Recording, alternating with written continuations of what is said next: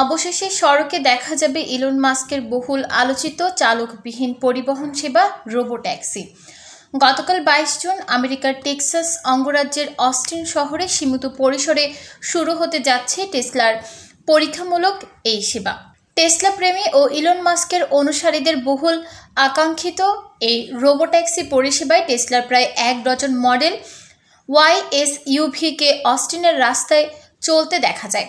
প্রাথমিকভাবে টেসলার পরিকল্পনা হচ্ছে খারাপ আবহাওয়া ও একাধিক রাস্তার সংযোগস্থল বা মোড় এড়িয়ে চলা। পাশাপাশি 18 বছরের কম বয়সী কোনো যাত্রী আপাতত রোবোট্যাক্সির এই ট্রায়ালে অংশ নিতে পারবে না।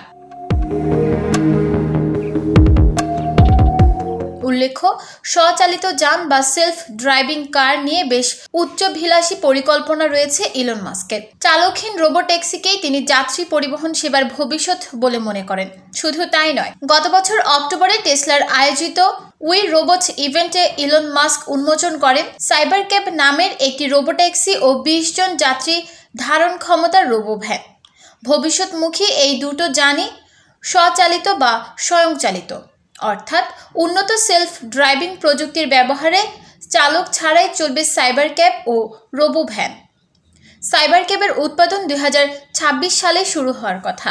প্রতিদ্বন্দ্বী গাড়ি নির্মাতা প্রতিষ্ঠানগুলোর তুলনায় টেসলার বাজার মূল্য অনেকটাই বেশি। এর পেছনে অন্যতম বড় কারণ হচ্ছে রোবোট্যাক্সি ও মানব সদৃশ রোবট নির্মাণের সক্ষমতাকে কেন্দ্র করে তৈরি হওয়া উচ্চাশা। অর্থাৎ শেয়ার বাজারে টেসলার সাফল্য ব্যর্থতার অনেকাংশে নির্ভর করছে রোবোট্যাক্সি ও হিউম্যানয়েড রোবট নির্মাণে তারা কতটা সফল হয় তার উপর। ইলন মাস্ক অবশ্য বেশ কয়েক বছর ধরে বলে আসছেন স্বচালিত যান বা সেলফ ড্রাইভিং কারের আগমন শুধু সময়ের ব্যাপার মাত্র।